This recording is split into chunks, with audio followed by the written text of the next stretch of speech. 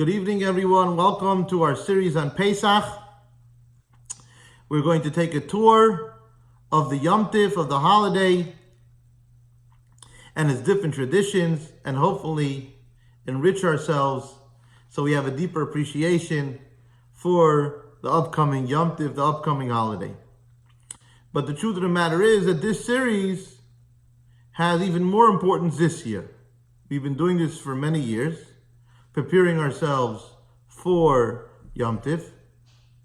But this year it's even more important as all of us are practicing what the CDC's recommendation of social separation.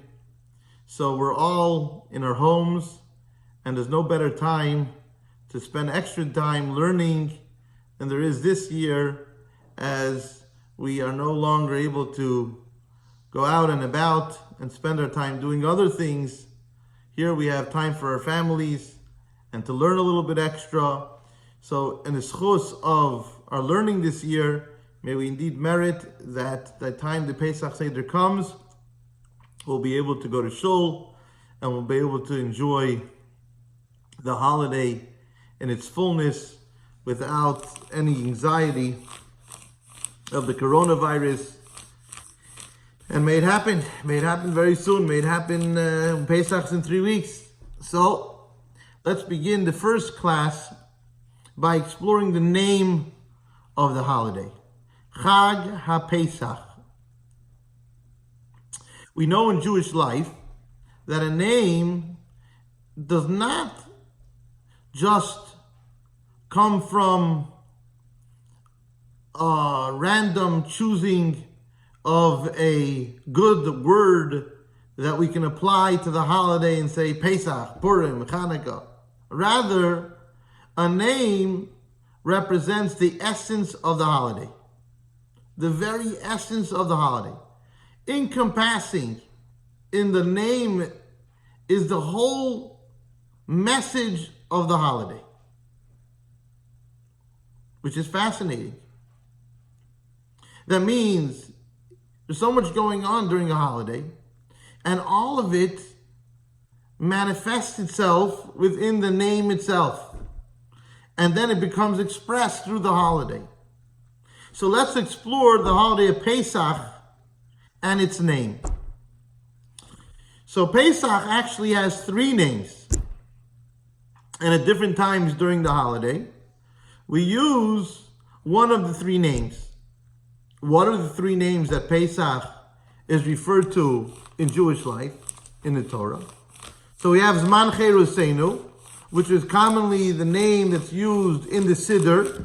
During our prayers, during the holiday, we're going to refer to Pesach as Zman Cheruseinu. And then we have the common name, Pesach, Passover.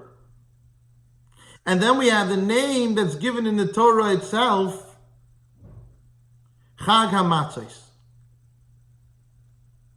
When the Torah talks about Pesach, it says Chag HaMatzos Yilachem, the holiday of the matzos. So let's take for a moment and explore each of these 3 names and try to identify why these 3 names are keys to the entire holiday. So the first name that we'll talk about is Man Cheruseinu, the time of our freedom. The time of our freedom. Why is Pesach the time of our freedom? So on a very practical level, the Jewish people were free from being enslaved in Mitzrayim. But like we said before, a name is not only an expression that fits with the theme of the holiday, but it's really a representation of the essence of the holiday. The holiday of our freedom is that we're no longer bound by others. The Jewish people being enslaved in Mitzrayim, the Egyptians controlled us. Whatever Pari wanted, that's what happened. We were enslaved in a culture, in a nation. We were enslaved in Mitzrayim, Meitzar, from the Hebrew word of limitations. We were enslaved by a nation that controlled the Jewish people both spiritually and physically. There was no shuls. Yes, Yaakov, when he came and his son had a yeshiva, but in general the Jewish people were working, they were laborers. Zman Cheroseno means that the Jewish people, when they left Mitzrayim, this holiday represents a new stage in Jewish life, that no longer will the Jewish people be confined by another nation. It's the holiday of our freedom, real freedom, freedom from others. Our relationship with Hashem was developed in a way that we are now the absolute freedom.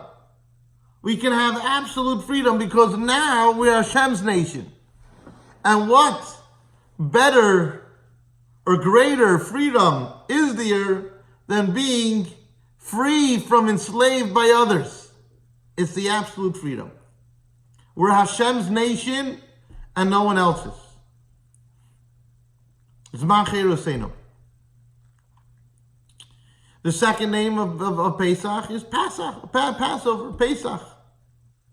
That's the common name. When you look in the calendar, it doesn't say Zman Cheroseno, it says Chag HaPesach, the holiday of Passover.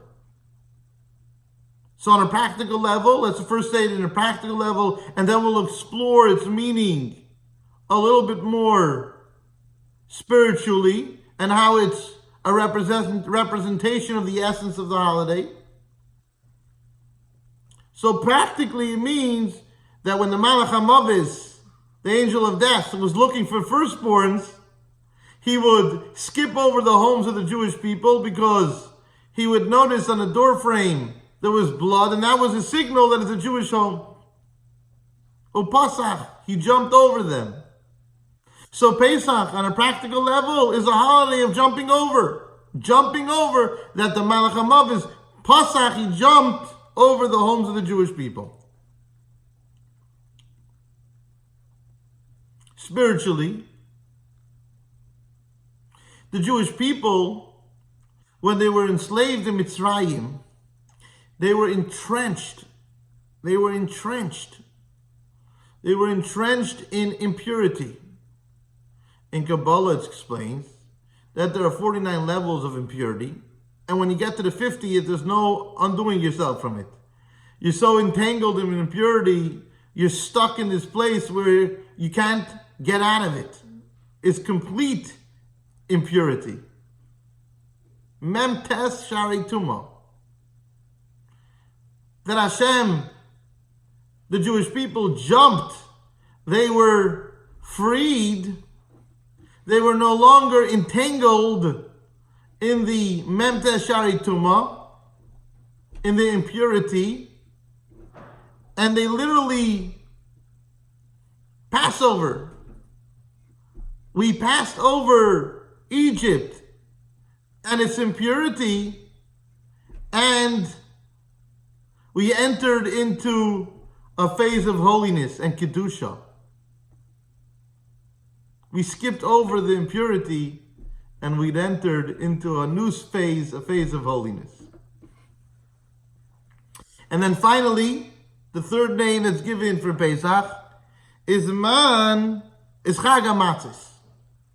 What's interesting about the name Chag HaMatzos is Chag HaMatzos is a name that was given in the Torah itself. When the Torah says that you should observe the holiday of Pesach, it doesn't say observe the holiday of Pesach, Passover. It says you should observe the holiday of Chag HaMatzos, the holiday of Matzos. On a practical level, what's the name Chag HaMatzos? So we know that the Jewish people left Mitzrayim in haste. They didn't have time to make delicious bagels and cream cheese. They had to leave right away, and so they grabbed whatever they could, and the women didn't have time to let their bread rise. So the Torah tells us that they left, and they were left with matzos. Spiritually, what does this mean? We explain at length in Kabbalah and Chassidus that humility is a key component in our observance of Torah and mitzvahs. Flat bread. Bread is substance. You need bread to live. Flat bread is humility. Flat bread means that we recognize without haughtiness that our purpose in the world is to serve Hashem. There's a concept of humility that's integral in our relationship with Hashem. Chag HaMatzos, this holiday, which we're celebrating that we jumped out of impurity and now we're into freedom. The holiday of freedom, Zman Cheroseno, like we say in our Siddur, the first name. And how is this done? Through Chag HaMatzos, through the concept of humility.